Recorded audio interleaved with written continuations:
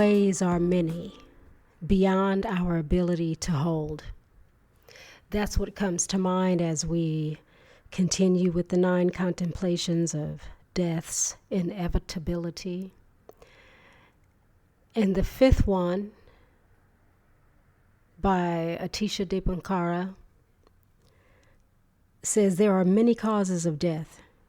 Even habits and desires are precipitants. Holding this thought in mind, I consider the endless possibilities.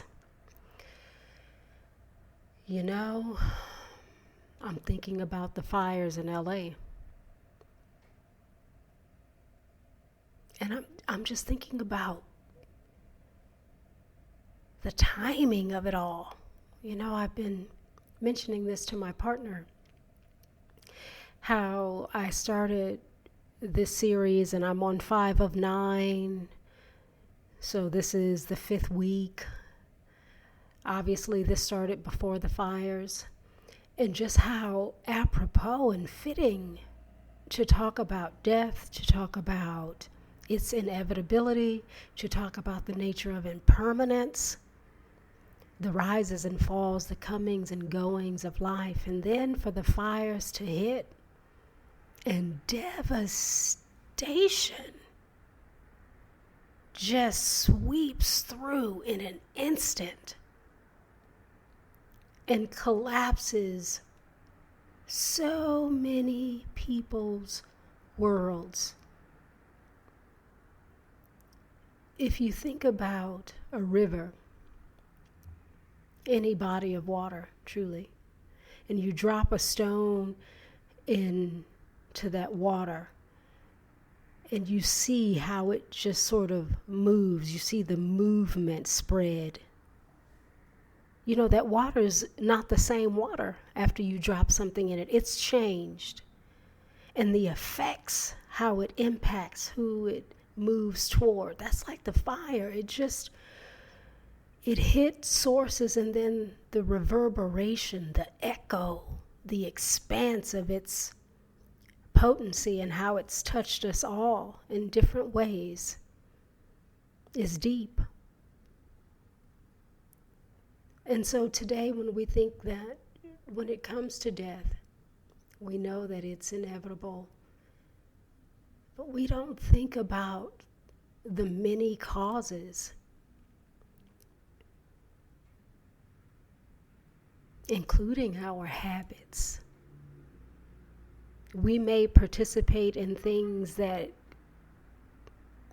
lead to our demise, be it a short-term thing or long-term diagnoses that comes as a result of our habits, overly doing something or another, under doing something or another. But death has many causes.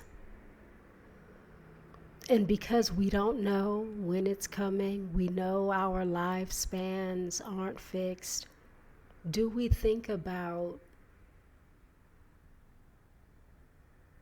the nature of how we are existing and being, and what our actions may lead to, or inactions, our thoughts? Do we sit and contemplate the truth and the reality that many things cause death? Intentionally, unintentionally. So often we have this, oh no, we're going to be born, we're going to live, and then when we're really old and it doesn't really matter, air quotes, it doesn't really matter. Maybe we won't know. Maybe we'll be, 125 with dementia, and, we'll just die in our sleep. There are no causes.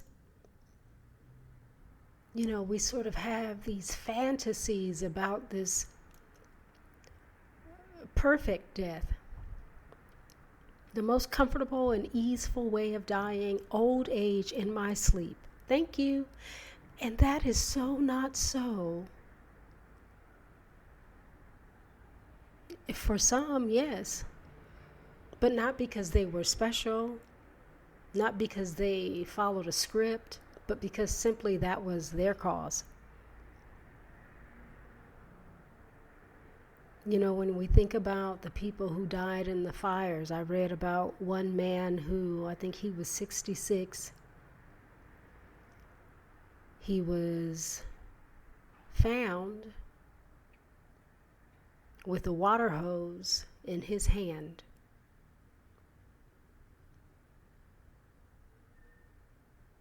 And I thought in an instant, you know, what am I attached to? What am I holding? Where's my heart?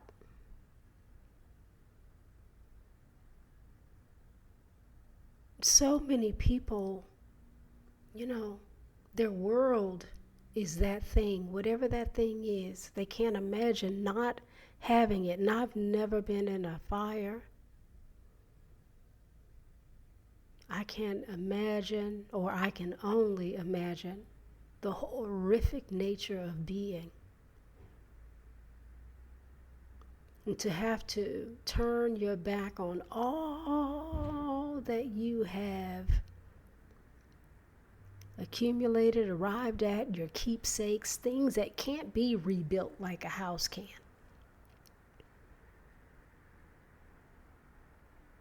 And realizing that some people can't do that, you know, letting go. And so in this moment, I just want to hold him and his moments, what they must have been like as he sought to keep whatever was his that he wanted to protect, that nature decided could not be protected. I want to hold him, and I want to hold other people who were similar in that, who died trying to save, be it a house, a pet, a friend, a family member, something valuable. Because it brings us all to this human experience that we all want to exist, to love, to have, to cherish, to care, to hope, to protect, to shield, to feed, to carry. And sometimes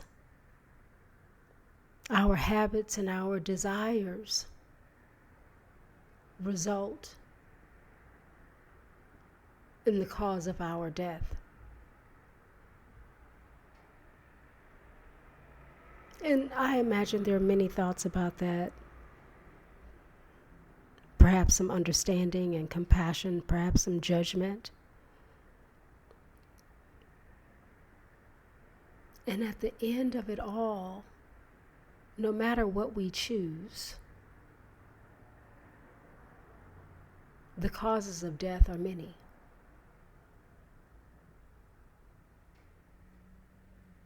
And even if we could have done something differently, the one thing we can never do, well, there are a couple of things. One, we cannot get back time. It is gone.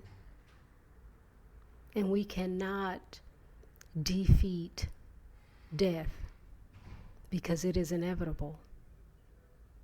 But what we can do is show up inside of our lives and open our eyes to what's before us. Turn more toward the meaning and the purpose. Shift from the superficial to the richness of life, of your own life, of my life. Where is my time and attention? On what am I focused? Have I thought about what I'm doing every day? Am I doing anything that could cause my death? Other than simply breathing.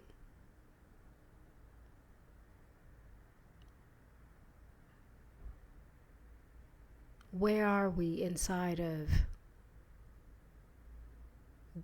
being with the reality that dying is inevitable,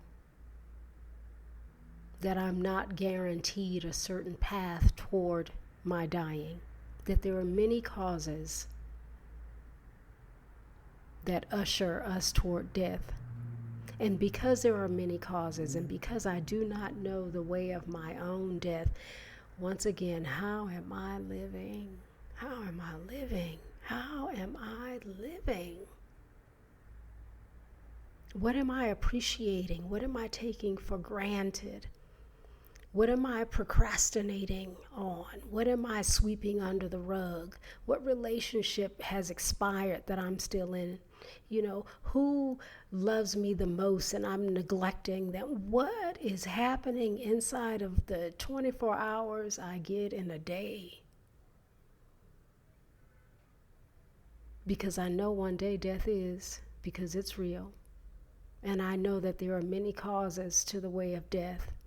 And I know that I do not know the path of my own. And so, where are my feet planted? How upright am I standing?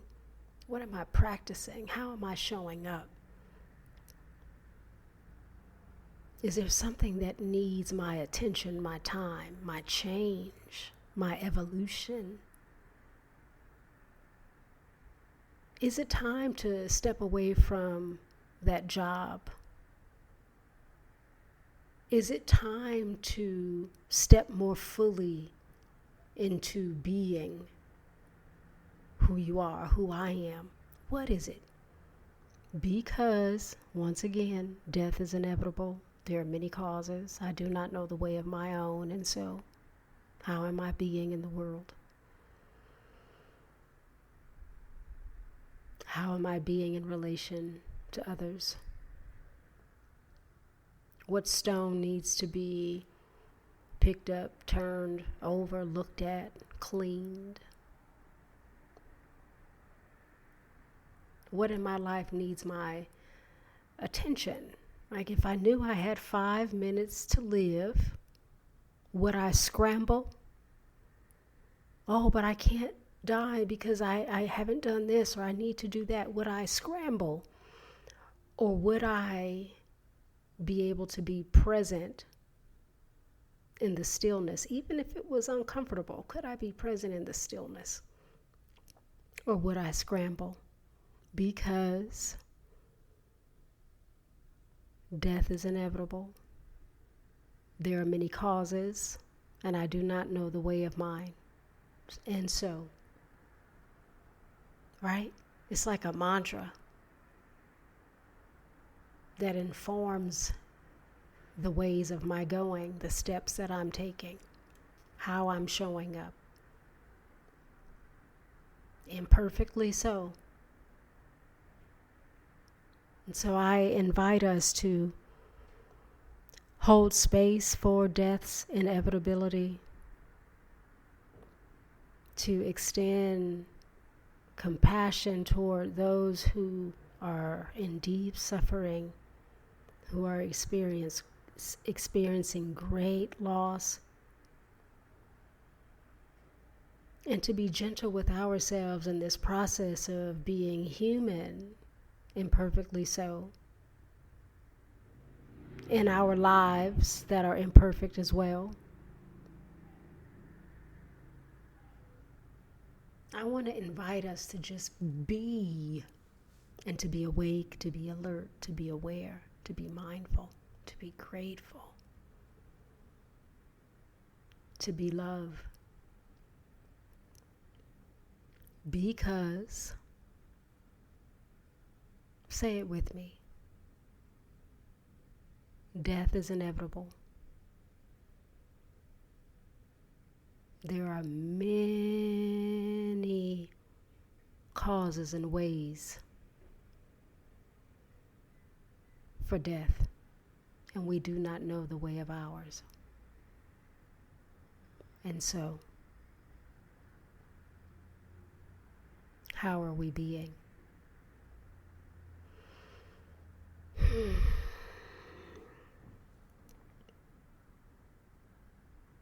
I appreciate you journeying with me and contemplating the inevitability of death. It's important. May it serve to energize our living. May it serve to sort of refocus our attention on what really matters. May it serve to help us not take this life for granted, but to hug it and cherish it, because we know we have to let it go eventually. Eventually. Thank you for being with me. As always, your time, your ear, your attention, your presence. Because we don't get the time back. So thank you for choosing, to spend, 15 minutes of yours with me.